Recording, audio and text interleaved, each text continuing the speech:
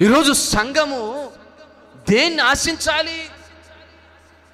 సేవకులతో కలిసి మేము ప్రార్థన చేయాలి. హల్లెలూయా. సంఘంతో కలిసి మేము ప్రార్థన చేయాలి. హల్లెలూయా. హిజ్కియా దినాలలో జరిగిన సందర్భం, సన్హెరీబు రాజు దండెత్తి వచ్చాడు. వచ్చే ముందు ఒక లేఖ పెట్టాడు. ఏమని తెలుసా? ఏమని పెట్టాడు తెలుసా? ఇదిగో నీ రాజ్యం మీద యుద్ధానికి వస్తున్నాం, మిమ్మల్ని నామరూపాలు లేకుండా చేస్తాం అని చెబుతుంటే హిజ్కియా ఆ లెటర్ పట్టుకొని భయపడిపోయాడు. ఇంట్లో కూర్చొని ప్రార్థన చేసుకోలేదండి. కొంతమంది నాకు కష్టం వచ్చినప్పుడు నేను ప్రార్థన చేసుకున్నా. నేను అనే పదము నీ జీవితంలో వాడినంత కాలం శ్రమలు నీకు విస్తరిస్తూనే ఉంటాయి.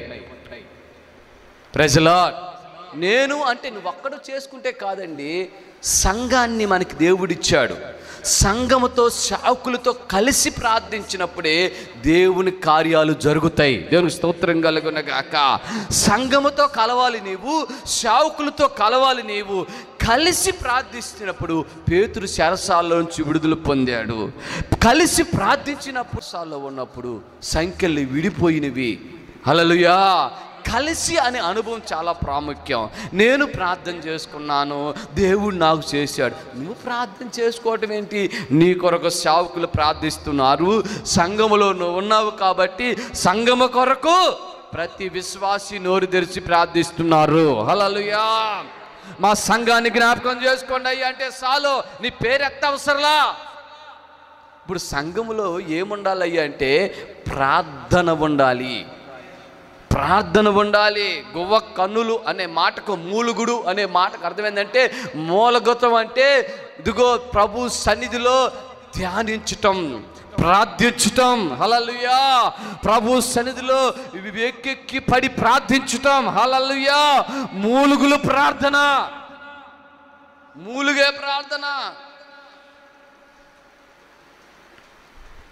హిజ్కియాకి ఆ లెటర్ రాగానే ఆ హిజ్కియా దైవజనుడైన యెషయా ప్రవక్త యొద్దకు వెళ్ళిపోయాడు. అయ్యా దైవజనుడా, పరిస్థితి ఎలాగుంది?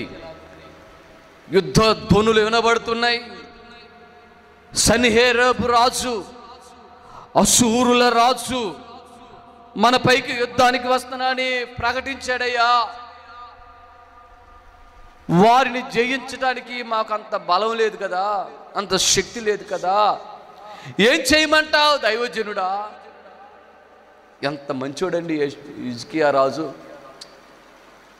తనంతట తాను ప్రార్థన చేయొచ్చు కదా, కానీ నేను ప్రార్థన చేసుకోవడం కాదు, నాతో దైవజనుడు, మా దైవజనుడు కలిసి ఉండాలి. హల్లెలూయా.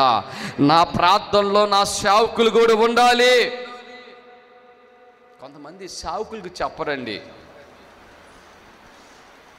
స్థానికంగా సంఘాన్ని నడిపించిన సేవకులకి ఏది చెప్పరు, అందరికి చెప్పేస్తారు. ఊరంతా సాడుకుంటారు. మళ్ళీ ఏదన్నా అడిగామనుకో మాకు తెలిసి, మీకు ఎలా తెలిసింది అంటే మాకు తెలియటం తప్ప, మళ్ళీ అది ప్రశ్న. Praise the Lord. ఒకవేళ అమ్మ పలానా వాళ్ళకి బాగలేదంట కదా, ఏంటి మాకు తెలియదు, మీకు ఎలా తెలిసింది అంటే మాకు తెలియకూడదు అన్నమాట ఆ విషయం. అందరికీ చెబుతా బాగానే ఉంది, మా దగ్గరికి రాగానే మీకు ఎలా తెలిసింది అన్న మాటకు అర్థం చెప్పండి. మీరు చెప్పండి భాస్కర్ గారు. మీకు ఎలా తెలిసిందంటే మీకు తెలియకూడదు అనుకున్నాం కదా అని అర్థమే కదా. అంటే చదువుకుంటున్నావు కానీ జ్ఞానం లేదని అర్థమే కదా. అక్కడ ఏ చిన్న సమస్య వచ్చినా, చిన్న కష్టం వచ్చినా వెంటనే దైవజనులకు పంచుకునే సంఘముగా మారినప్పుడే నిన్ను ఆశీర్వదించడం ప్రారంభిస్తాడు ఆయన. యెషయాలో